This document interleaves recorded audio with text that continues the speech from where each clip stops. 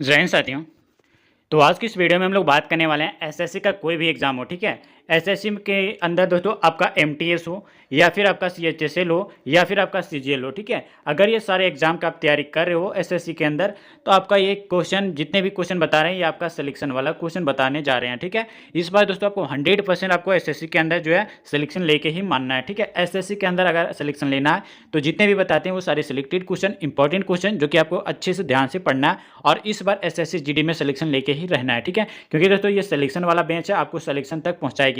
और जो भी क्वेश्चन बताते हैं इसका पीडीएफ लेना है तो आप ये दिए गए व्हाट्सअप नंबर पे आप जाके ये पीडीएफ ले सकते हो, जो कि आपको 100% जो है आपके एसएससी के अंदर जो है सिलेक्शन तक पहुंचाने वाली है इस बार, ठीक है। तो वीडियो पे आप कंटिन्यू बने रहिएगा और जो भी चीज़ें आपको बताया जाता है वो आपके एग्जाम के लिए बहुत ही महत्वपूर्ण चीज़ें बताया जाता है, ठीक है। आप ये वीडियो को अच्छे से देखना और एक एक चीज़ें याद रखना, जो कि आपके एग्जाम के लिए जितने भी चीज़ें आपको बताई जाती है वो एसएससी के अंदर जो है पूछी जा चुकी है। आपके एग्जाम में भी रिपीटेड होने का चांसेस जो है वो आपका 100% रहता है। और जो भी क्वेश्चन ये पीडीएफ चाहिए वो हमारे दिए गए व्हाट्सएप से जाके ले लेना, ठीक है। ये दोस्तों आपको मिल जाएगा वहाँ पे। और साथ ही बताएंगे कि जो भी बच्चे एक एक क्वेश्चन है, जितने भी क्वेश्चन बताएंगे आप कमेंट में लास्ट में बताना कि आप कितने क्वेश्चन का आंसर कर पाएँ, ठीक है। उसके अकॉर्डिंग हम दोस्तों क्वेश्चन का लेवल जो है ये आपको लेकर आएंगे। आपका एग्जाम का तैयारी दोस्तों यहाँ पे बहुत ही ज़्यादा जो है फुल तरीके से करवाया जाएगा, ठीक है। आप वीडियो पे कंटिन्यू बने रहना। चलिए वीडियो को काफ़ी देर ना करते हुए वीडियो को शुरू करते हैं। बट इससे पहले बता दें, अगर आप वीडियो पे नए हो तो वीडियो को लाइक कर लेना। अगर आप चैनल पर नए हो तो चैनल को सब्सक्राइब करके बेल आइकन ऑल पे सेलेक्ट कर लेना, ताकि एसएससी से रिलेटेड आने वाले जो भी क्वेश्चन हो या एसएससी से रिलेटेड, चाहे एमटीएस हो, एसएससी सीएचएसएल हो या फिर आपका एसएससी सीजीएल हो, तीनों में से किसी का भी आप तैयारी करो तो उसके लिए रामबाण क्वेश्चन आपको बताने वाले हैं, ठीक है। चलिए वीडियो को कंटिन्यू शुरू करते हैं। क्वेश्चन है दोस्तों यहाँ पे, स्लोप चाल या फिर आपका बैटर दीवारें जो है ये किस सल्तनत के जो है स्थापत्य की जो है प्रमुख विशेषता है। दोस्तों इससे पहले वाले आप वीडियो को नहीं देखे हैं, आप जाके देख लेना, उसमें सारा एक एक चीज़ें आपको इंपॉर्टेंट बताए हैं जो एसएससी जो है बार बार पूछी जाती है, ठीक है। वैसे क्वेश्चन उस वीडियो में आपको करवाए हैं और इस वीडियो में अभी आपको करवाने वाले हैं जो कि एसएससी जो है बार बार पूछी जाती है। चलिए कंटिन्यू शुरू करते हैं। बताइए दोस्तों कौन सा ऑप्शन आपका सही हो जाएगा। स्लोप चाल या बैटरी के दीवारें जो है ये किस सल्तनत के स्थापत्य की जो प्रमुख विशेषता है। गुलाम वंश, लोधी वंश, तुगलक वंश या फिर आपका खिलजी वंश। बताइए दोस्तों, चार ऑप्शन आपके समीप है। एक एक क्वेश्चन आपके लिए तैयार किया गया। अगर आप इस बार सिलेक्शन लेना चाहते हो एसएससी के अंदर तो आप ये वीडियो को जरूर देखना, ठीक है। और एसएससी में दोस्तों जितने भी क्वेश्चन पूछे गए हैं वो आपके एग्जाम के लिए बहुत ही ओरिएंटेड है। इस क्वेश्चन का right answer option number C, अगर यहाँ पे सेलेक्ट किए हैं ऑप्शन नंबर सी तुगलक वंश, तो आपका बिल्कुल सही आंसर हो जाएगा। साथ ही बता दें, स्लोप चाल या फिर आपका बैटर की दीवारें जो है ये तुगलक वंश के शासनकाल की जो है प्रमुख विशेषता है। और ये भी याद रखिएगा दोस्तों कि तुगलक जो है ये कालीन सत्यापन की जो है दूसरी विशेषता मेहराब और सरदल एवं जो है धारण के सिद्धांतों का जो है संयोग था। और ये भी याद रखिएगा दोस्तों कि तुगलक काल की प्रमुख इमारतें जो कि आपका कौन कौन सी थी, तो याद रखिएगा तुगलक काल की जो प्रमुख इमारतें जो थी, आप एक एक याद रखिएगा दोस्तों कि पहली जो थी आपका बेगमपुरी मस्जिद थी, ठीक है। याद रखिएगा दोस्तों तुगलक वंश की जो है इमारतें जो थी ये बेगमपुर की इमारतें थी। और आपका आदिलाबाद, ठीक है, आदिलाबाद का जो किला और 12 खंबा, और याद रखिएगा दोस्तों काली मस्जिद और आपका कोटला फिरोज शाह, और आपका ये सारी इमारतें हैं दोस्तों, याद रखिएगा यहाँ पे कि तुगलक वंश की इमारतें बता रहे हैं। और कुछ ए शिकार भी था, ये आपका इमारत था। खिड़की मस्जिद ये भी आपका इमारत था। सतपुतला, और याद रखिएगा दोस्तों तुगलकाबाद का किला और आपका गयासुद्दीन तुगलक का मकबरा, ये सारे इमारतें जो थी ये तुगलक वंश की इमारतें थी। याद रखिए आपके एग्जाम के लिए बहुत ही ज़्यादा इंपॉर्टेंट बनते हैं। एसएससी जो है दोस्तों बार बार पूछी जाती हैं ये सारे क्वेश्चन को, तो आप अच्छे से याद रखिएगा। और जो भी बच्चे ये सारे सेलेक्टेड क्वेश्चन का अगर पीडीएफ लेना चाहते हैं वो हमारे दिए गए व्हाट्सअप नंबर पर मैसेज करके आप सेलेक्टेड क्वेश्चन का पीडीएफ लेकर आप एसएससी में जो है सिलेक्शन ले सकते हो, ठीक है। चलिए अगले क्वेश्चन की ओर बढ़ते हैं। और यहाँ पे आपका अगला क्वेश्चन पूछा गया दोस्तों, पादशाह नामा पुस्तक किसके बारे में लिखी गई है। चलिए बताइए दोस्तों कि पादशाह नामा जो है ये पुस्तक किसने लिखी गई। बताइए किसके बारे में लिखी गई है। अकबर के बारे में, जहांगीर के बारे में, शाहजहां के बारे में या फिर आपका औरंगजेब के बारे में। बताइए सही आंसर क्या हो जाएगा इस क्वेश्चन का। इंपॉर्टेंट है दोस्तों, जो एसएससी बार बार आपकी पूछी जाती है। बार बार एसएससी जो है ऐसे टाइप से जो है क्वेश्चन आपके एग्जाम में रिपीटेड करती रहती है। बताइए सही आंसर क्या हो जाएगा इस क्वेश्चन का। अगर ऑप्शन नंबर अगर सी सेलेक्ट किए तो आपका बिल्कुल सही आंसर हो जाएगा दोस्तों यहाँ पे शाहजहां, ठीक है। याद रखिएगा दोस्तों इस क्वेश्चन का right answer option number C Shahjahan. और दोस्तों बात कर लेते हैं कि पादशाह नामक पुस्तक जो है ये शाहजहां के बारे में लिखी तो गई है, लेकिन यह पुस्तक जो है ये अब्दुल हामिद लाहौरी द्वारा लिखी गई है। और ये पुस्तक जो है दोस्तों ये आपका किसके द्वारा लिखी गई है, अब्दुल हामिद लाहौरी द्वारा लिखी गई है। याद रखिएगा जो मुगल सम्राट शाहजहां के जो है शासन के दौरान जो है एक यात्री और इतिहासकार था, ठीक है। याद रखिएगा आपके एग्जाम के लिए ओरिएंटेड है। एक पॉइंट ये भी याद रखिएगा दोस्तों कि अब्दुल हामिद लाहौरी जो थे ये अबुल फजल के शिष्य थे, ठीक है। अब्दुल हामिद लाहौरी जो थे ये अबुल फजल के क्या थे, शिष्य थे, याद रखिएगा, इंपॉर्टेंट है।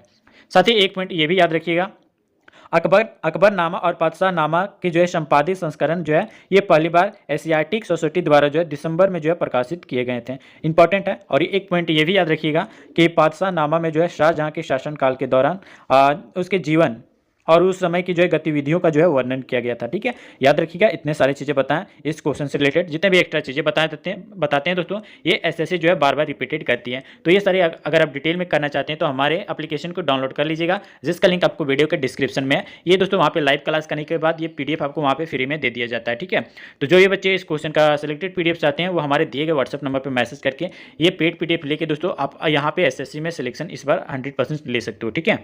चलिए अगले क्वेश्चन की ओर बताना है दोस्तों। यहाँ पे पूछा गया है दोस्तों कि पानीपत की पहली लड़ाई बाबर ने जो है किसे पराजित किया, बताइए। चार ऑप्शन आपके सामने, पानीपत की पहली लड़ाई में जो है बाबर ने किसे हराया था, बताइए। चार ऑप्शन आपके सामने, इब्राहिम लोदी, सिकंदर लोदी, बहलोल लोदी या फिर आपका हेमू। बताइए सही आंसर क्या हो जाएगा इस क्वेश्चन का। इंपॉर्टेंट है दोस्तों आपके एग्जाम के लिए, ये एसएससी के पूछे जाने वाले रिपीटेड क्वेश्चन है, आपके एग्जाम में पूछने का चांसेस है और आपके शिफ्ट में भी पूछने का चांसेस है। बताइए राइट आंसर क्या हो जाएगा। अगर आप ऑप्शन नंबर ए सेलेक्ट किए तो बिल्कुल सही आंसर हो जाएगा दोस्तों Ibrahim Lodi, option number A. साथ ही याद रखिएगा यहाँ पे कि पानीपत की पहली लड़ाई में जो है बाबर ने इब्राहिम लोदी को पराजित किया था। और ये भी याद रखिएगा कि वो यह जो है उन पहली लड़ाइयों में जो है से जो है एक थी जिसमें जो है बारूद, आग्नेयास्त्र और आपका मैदानी तोपखानों की को जो है लड़ाई में जो है शामिल किया गया था। साथ ही याद रखिएगा कि वर्ष 1526 में, ठीक है, पानीपत का जो है पहली लड़ाई में जो है 1526 में जो है काबुल के जो है शासक बाबर की सेना ने जो है दिल्ली के सुल्तान इब्राहिम लोदी की जो है विशाल सेना को जो है पानीपत के प्रथम युद्ध में जो है, यानी प्रथम युद्ध जो हुआ था यह 21 अप्रैल को हुआ था, ठीक है। 21 अप्रैल 1526 ईस्वी को हुआ था पानीपत की पहली लड़ाई, ठीक है। याद रखिएगा, एक एक चीज़ें आपको बता रहे हैं दोस्तों आपके एग्जाम के लिए ओरिएंटेड। चलिए अगला क्वेश्चन हम लोग बताते हैं और इस क्वेश्चन का right answer option number A था। बताइए अगला क्वेश्चन है दोस्तों यहाँ पे कि मध्यकालीन भारत में ग्रांड ट्रक रोड किसके द्वारा बनवाई गई। एक एक चीज़ें इंपॉर्टेंट है दोस्तों, बताइए सही आंसर क्या हो जाएगा। मध्यकालीन भारत में ग्रांड ट्रक रोड किसके द्वारा बनवाई गई। ऑप्शन आपके सामने, अकबर, बाबर, शेर शाह या फिर आपका हुमायूं। बताइए दोस्तों राइट आंसर क्या हो जाएगा इस क्वेश्चन का। अगर आपको इस बार एसएससी में दोस्तों सिलेक्शन लेना है तो आप ये वीडियो को कंप्लीट देखना और जो भी चीज़ें बताई जाती है उसको ध्यान से रखना। और पेड पीडीएफ अगर लेके इस बार सिलेक्शन में लेना चाहते हो तो ये पेड पीडीएफ इस दिए गए नंबर से आप कांटेक्ट करके ले सकते हो। आपको 100% गारंटी है दोस्तों, आपको 100% गारंटी है ये पीडीएफ आपको एसएससी में सिलेक्शन दिलाएगी, ठीक है। चलिए बताइए अगले क्वेश्चन की ओर। बताइए दोस्तों अगले क्वेश्चन क्या है। इस क्वेश्चन का राइट आंसर ऑप्शन नंबर अगर आप सी सेलेक्ट किए तो आपका बिल्कुल सही आंसर हो जाएगा शेरशाह सूरी। यानी याद रखिएगा दोस्तों कि मध्यकालीन भारत में जो है ग्रांड ट्रक रोड का निर्माण जो है ये 16वीं शताब्दी में की गई थी, ठीक है। याद रखिएगा दोस्तों 16वीं शताब्दी के दौरान जो है शासक जो है ये शेरशाह सूरी ने करवाया था। और ये भी याद रखिएगा दोस्तों शेरशाह सूरी का दूसरा नाम फरीद खान भी था, ठीक है। शेरशाह सूरी का दूसरा नाम आपका क्या था, फरीद खान भी था। याद रखिएगा, इतनी सारी चीज़ें आपको बताएं। और ये भी याद रखिएगा दोस्तों कि वह जो है दक्षिण भारत को जो है उत्तर भारत से जोड़ना चाहता था, जिस कारण जो है यह विशाल रोड जो है का निर्माण कौन करवाया था, शेरशाह सूरी। और ये भी याद रखिएगा दोस्तों यह गंगा किनारे जो है बसे नगरों को भी जोड़ता है। उसने जो है इस रोड के किनारे जो है प्रत्येक कोस पर कोस मीनारें भी जो है बनवाई थी, ठीक है। याद रखिएगा, इसका मुख्य कारण था दोस्तों कि ग्रांड ट्रक रोड बनवाने का कि दक्षिण भारत से लेकर आपका उत्तर भारत को जो जोड़ना था, ठीक है। इसीलिए ये ग्रांड ट्रक रोड का निर्माण कराया था कौन, शेरशाह सूरी। याद रखिएगा, आपके एग्जाम के लिए ओरिएंटेड। चलिए अगले क्वेश्चन की ओर बढ़ते हैं। अगला क्वेश्चन है दोस्तों, और इससे पहले बता दें कि अगर आप वीडियो को लाइक नहीं किए तो लाइक कर लेना, अगर चैनल पर नए हो तो चैनल को सब्सक्राइब करके बेल आइकन ऑल पे सेलेक्ट कर लेना, ताकि आने वाले ऐसे ही सिलेक्टेड क्वेश्चन आपको टाइम टू टाइम मिलते रहे, ठीक है। चलिए आगे की ओर बढ़ते हैं। क्वेश्चन है दोस्तों कि भारत में वास्को डी गामा जो है सर्वप्रथम कहाँ पे उतरा था। चार ऑप्शन आपके सामने, बताइए। कन्नूर में, कोचीन में या फिर आपका कालीकट में या फिर आपका कोल्लम में। बताइए सही आंसर क्या हो जाएगा इस क्वेश्चन का। दोस्तों ये पीडीएफ आपको सिलेक्शन तक पहुंचा सकती है और ये पीडीएफ हमारे दिए गए व्हाट्सअप नंबर पे मिलेगा। अगर एसएससी में सिलेक्शन लेना है तो ये पीडीएफ आप जरूर लेना, ठीक है। बार बार आपको बताया जा रहा है दोस्तों क्योंकि आपके एग्जाम के लिए ओरिएंटेड है। चलिए बताइए इस क्वेश्चन का राइट आंसर। अगर ऑप्शन नंबर सी सेलेक्ट किए हैं कालीकट तो आपका बिल्कुल सही आंसर हो जाएगा दोस्तों।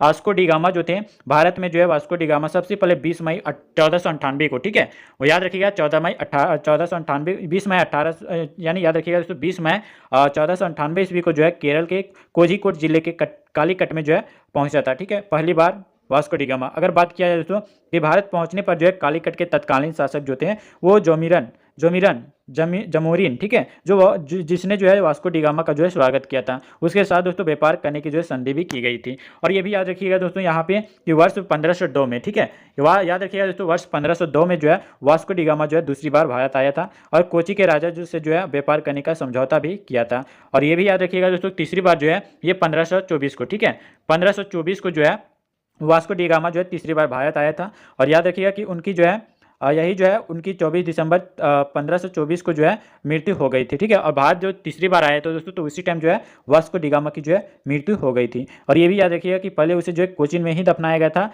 लेकिन उसके बाद 1538 में, कब दोस्तों 1538 में जो है 1538 ईस्वी में जो है उन्हें जो है कब्र खोदकर जो है पुनः उसे उसके अवशेषों के जो है पुर्तगालियों ने जो है उसे वापस ले गया था। कब? 1538 में मारा था दोस्तों, यहाँ आप देख सकते हैं 1524 में। और इसका जो है दफनाया गया जो था, उसके बाद दोस्तों दफनाने के बाद 1538 ईस्वी में जो है उसको अवशेषों को खोद के पुर्तगालियों ने वापस ले गया था। याद रखिएगा दोस्तों इस क्वेश्चन में कि वास्को डी गामा जो था ये सर्वप्रथम जो कि आपका 20 मई 1498 को भारत आया था, दूसरी बार आपका 1502 में आया था और तीसरी बार आपका 1524 में आया था। और इसी वक्त जो है वास्को डी गामा की मृत्यु हो गई थी और इसका अवशेषों को जो है वापस जो ले गए थे पुर्तगालियों ने 1538 ईस्वी में। याद रखिएगा इतने सारे डिटेल में आपको कोई बताता नहीं दोस्तों। अगर ये सारे क्वेश्चन आपको अच्छा लग रहा है तो जरूर आप वीडियो को लाइक करना। अगर चैनल पर नए हो तो चैनल को सब्सक्राइब कर लेना ताकि ऐसे से रिलेटेड ऐसे ही क्वेश्चन आपको टाइम टू टाइम मिलते रहे। बताना है दोस्तों कि निम्न में से जो है किसके शासन के दौरान जो है मुगल चित्रकला अपने चरम पर जो है थी? औरंगजेब, शाहजहां, जहांगीर या फिर आपका अकबर? बताइए इसका आंसर क्या हो जाएगा इस क्वेश्चन का। चीज़ें आपके लिए इंपॉर्टेंट बन जाती है दोस्तों अगर आप एसएससी का तैयारी कर रहे हो तो। इस बार हर हाल में एसएससी का सिलेक्शन आपको लेके रहना है। जितना भी क्वेश्चन बता रहे हैं वो सारे क्वेश्चन आपको रिवीजन करके आपको एसएससी के एग्जाम सेंटर में जाना है और इस पर सिलेक्शन लेके आना है, ठीक है। बताइए इस क्वेश्चन का राइट आंसर। 16 का राइट आंसर ऑप्शन नंबर, अगर आप सी सेलेक्ट किए जहांगीर तो आपका बिल्कुल सही आंसर हो जाएगा ऑप्शन नंबर सी। साथ ही याद रखिएगा यहाँ पे कि जहांगीर के शासन काल के जो है दौरान मुगल चित्रकला अपने चरम पर थी। साथ ही ये भी याद रखिएगा जहांगीर याद रखिएगा कि जहांगीर स्वभाव से जो है प्रकृतिवादी था और दोस्तों वनस्पतियों और जीवों के जो है चित्रों को जो है पसंद भी करता था। और ये भी याद रखिएगा कि इसके युग में जो है सबसे अनोखी प्रवृत्ति जो है ये चित्रों के चारों ओर सजे हुए हाशियों का जो है उपयोग है, जो कभी कभी स्वयं पेंटिंग के रूप में जो है विस्तृत होती है। साथ ही याद रखिएगा कि जहांगीर ने जो है पोर्ट्रेट चित्रकला के रूप में प्रकृति पर जोर भी दिया था। इतने सारे याद रखिएगा जहांगीर से रिलेटेड आपको बताएं, ठीक है। अगर वीडियो अच्छा लग रहा है तो जरूर आप वीडियो को लाइक करना। अगर चैनल पर नए हो तो चैनल को सब्सक्राइब करके बेल आइकन ऑल पे सेलेक्ट कर लेना ताकि आने वाला एसएससी से रिलेटेड आपको क्वेश्चन टाइम टू टाइम मिलते रहे। चलिए अगले क्वेश्चन की ओर बढ़ते हैं दोस्तों। और यहाँ पे आपका अगला क्वेश्चन पूछा गया कि चित्तौड़ में विजय स्तंभ की स्थापना किसने कराई थी? राणा प्रताप, राणा कुंभा या राणा सांगा या फिर आपका राणा उद्यम? बताइए राइट आंसर क्या हो जाएगा इस क्वेश्चन का। तरीका आपके लिए अच्छा है दोस्तों कि आप ये सिलेक्टेड क्वेश्चन का पीडीएफ लेके आप अच्छे से रिवीजन करके आप अपने एग्जाम सेंटर में जाना, क्योंकि इस बार आपको हर हाल में एसएससी का सिलेक्शन लेना है, ठीक है। बताइए इस क्वेश्चन का सही आंसर क्या हो जाएगा। अगर इस बार एसएससी में सिलेक्शन लेना तो ये दिए गए व्हाट्सएप नंबर पे एक बार मैसेज करके आप सिलेक्शन वाला पीडीएफ ले लेना, आपको हर हाल में सिलेक्शन मिलने वाला है, ठीक है। बताइए इस क्वेश्चन का राइट आंसर क्या हो जाएगा। 17 का ऑप्शन नंबर, अगर आप 20 सेलेक्ट किए तो आपका बिल्कुल सही आंसर हो जाएगा दोस्तों Rana Kumbha, option number B. याद रखिएगा दोस्तों ऑप्शन नंबर बी आपका सही हो जाएगा। और साथ ही याद रखिएगा कि चित्तौड़ में जो है विजय स्तंभ, ठीक है, चित्तौड़ में जो है विजय स्तंभ की जो है स्थापना जो है मेवाड़ नरेश राणा कुंभा ने जो है कराई थी, ठीक है। और ये भी याद रखिएगा दोस्तों कि इसकी स्थापना जो है राणा कुंभा ने जो है महमूद खिलजी के जो है नेतृत्व वाली जो है मालवा की सेना पर जो है सारंगपुर की लड़ाई में जो है विजय के उपरांत कराई गई थी। साथ ही ये भी याद रखिएगा इस स्मारक के रूप में ये भी पॉइंट याद रखिएगा कि इसे जो है स्मारक के रूप में जो है 1440 से 48, ठीक है। कब दोस्तों 1440 से 1448 के बीच में जो है क्या हुआ था, बनवाया गया था, ठीक है। याद रखिएगा एक एक चीज़ें आपको लिए तैयार हैं। चलिए अगले क्वेश्चन की ओर बढ़ते हैं। अगला क्वेश्चन है तो कि हुमायूं नामा किसके द्वारा रचा गया है, रचिता गया? बताइए अमीर खुसरो के द्वारा, अकबर के द्वारा, गुलबदन बेगम के द्वारा या फिर आपका हुमायूं के द्वारा? बताइए सही आंसर क्या हो जाएगा इस क्वेश्चन का। इंपॉर्टेंट है आपके एग्जाम के लिए। इस बार दोस्तों यहाँ पे बात कर लेते हैं क्वेश्चन का राइट आंसर, तो ऑप्शन नंबर सी आपका बिल्कुल सही आंसर हो जाएगा, गुलबदन बेगम, ऑप्शन नंबर सी। साथ ही बात कर लेते हैं गुलबदन बेगम के बारे में, तो यहाँ पे देख सकते हैं कि हुमायूं नामा पुस्तक जो है ये आपका गुलबदन बेगम द्वारा जो है रचा गया है, जो दोस्तों आपका हुमायूं की सतोली बहन थी, ठीक है। हुमायूं की जो है सतोली बहन कौन थी? गुलबदन बेगम थी, उसी के द्वारा जो है हुमायूं नामा पुस्तक रचा गया। और ये भी याद रखिएगा दोस्तों कि यह पुस्तक जो है ये हुमायूं के जीवन काल का वर्णन करती है। और ये भी याद रखिएगा ये जो पुस्तक लिखी गई है ये आपका तुर्की भाषा में लिखी गई है। इंपॉर्टेंट है आपके एग्जाम के लिए, पूछी जाएगी आपके सिलेक्शन वाले में। चलिए बताइए दोस्तों अगले क्वेश्चन की ओर। पूछा गया कि अल बरूनी ने जो है अपनी पुस्तक किताब उल हिंद किस भाषा में लिखी थी? बताइए दोस्तों, चार ऑप्शन आपके सामने है। अल बरूनी ने जो है अपनी पुस्तक किताब उल हिंद जो है वो किस भाषा में लिखी थी? चार ऑप्शन आपके सामने, बताइए सही आंसर क्या हो जाएगा। संस्कृत में, अरबी में, फारसी में या फिर आपका सीरियाई में? सही आंसर आपको बताना है दोस्तों अगर एसएससी में सिलेक्शन लेना चाहते हो तो। बताइए सही आंसर क्या हो जाएगा। 19 का राइट आंसर बताइए। अगर ऑप्शन नंबर बी सेलेक्ट किए तो आपका बिल्कुल सही आंसर हो जाएगा दोस्तों, ऑप्शन नंबर बी अरबी। ठीक है, साथ ही याद रखिएगा कि अल बरूनी ने जो है अपनी पुस्तक जो है किताब उल हिंद जो है ये अरबी भाषा में लिखी थी। याद रखिएगा दोस्तों कि यह किताब जो है धर्म और दर्शन, उत्सवों और आपका खगोल विज्ञान या फिर आपका रीति रिवाजों और प्रथाओं और आपका माप विधियों, मूर्ति कला या फिर आपका विज्ञान के नियमों का यादि जैसे जो है विषयों के आधार पर जो है 80 अध्याय यानी 80 पार्ट पर ये विभाजित किया गया यानी बांटा गया। ठीक है, कितने अध्याय? 80। याद रखिएगा, इंपॉर्टेंट हो जाते हैं। और ये भी याद रखिएगा दोस्तों यहाँ पे कि अल बरूनी इस्लामी स्वर्ग युग के दौरान जो है एक ईरानी विद्वान भी था। उसे जो है विभिन्न नामों से भी जाना जाता था। अल बरूनी को जो है कौन से नाम से जाना जाता था तो चलिए आपको बताते हैं। जो कि भारतीय विद्या का संस्थापक भी कहा जाता था, और आपका याद रखिएगा कि तुलनात्मक धर्म का जो है जनक भी कहा जाता था, और ये भी याद रखिएगा कि आधुनिक भूगणित का जनक भी कहा जाता था, और साथ ही याद रखिएगा पहला मानव विज्ञानी भी कहा जाता था। किसको? अल बरूनी को। याद रखिए, आपके एग्जाम के लिए ओरिएंटेड बन जाते हैं। ठीक है, चलिए अगले क्वेश्चन की ओर बढ़ते हैं दोस्तों। और यहाँ पे आपका अगला क्वेश्चन पूछा गया है, मोहम्मद गौरी की जो है सेना और पृथ्वीराज चौहान के बीच 2 बार युद्ध हुआ, जिसमें किस युद्ध की जो है दूसरी लड़ाई जो है 1192 पृथ्वीराज चौहान हार गए और उसके राज्य पर जो है कब्जा कर लिया? कन्नौज के युद्ध या फिर आपका पानीपत का युद्ध या फिर आपका प्लासी का युद्ध फिर आपका तराइन का युद्ध? बताइए राइट आंसर कौन सा युद्ध आपका सही हो जाएगा। एक एक क्वेश्चन आपके लिए तैयार किया गया दोस्तों, इस बार आपको हर हाल में एसएससी में सिलेक्शन लेके ही मानना है। ठीक है, चलिए बताइए राइट आंसर क्या हो जाएगा। बताइए दोस्तों इस क्वेश्चन का राइट आंसर क्या हो जाएगा। अगर दोस्तों ऑप्शन नंबर आप डी सेलेक्ट किए तो आपका बिल्कुल सही आंसर हो जाएगा तराइन का युद्ध, ऑप्शन नंबर डी। साथ ही बात कर लेते हैं यहाँ पे कि मोहम्मद गौरी की जो है सेना और पृथ्वीराज चौहान के बीच में जो है 2 बार युद्ध हुआ, जिसमें तराइन की दूसरी लड़ाई में जो है पृथ्वीराज चौहान हार गए थे और मोहम्मद गौरी उसके राज पर जो है कब्जा कर लिया गया था। और साथ ही ये भी याद रखिएगा कि तराइन का प्रथम युद्ध भी जो था ये क्या था? तराइन का प्रथम युद्ध जो कि आपका पृथ्वीराज चौहान और मोहम्मद गौरी के मध्य जो एक याद रखिएगा कब हुआ था तो 1191 में प्रथम युद्ध हुआ था और 1192 में दूसरी युद्ध हुआ था, जो कि आपका 1191 में जो है लड़ा गया था। ठीक है, जिसमें से याद रखिएगा पृथ्वीराज चौहान ने जो है मोहम्मद गौरी को बुरी तरह जो है हरा दिया गया था, यानी पराजित करा दिया गया था। ठीक है, याद रखिएगा, आपके एग्जाम के लिए इंपॉर्टेंट हो जाते हैं।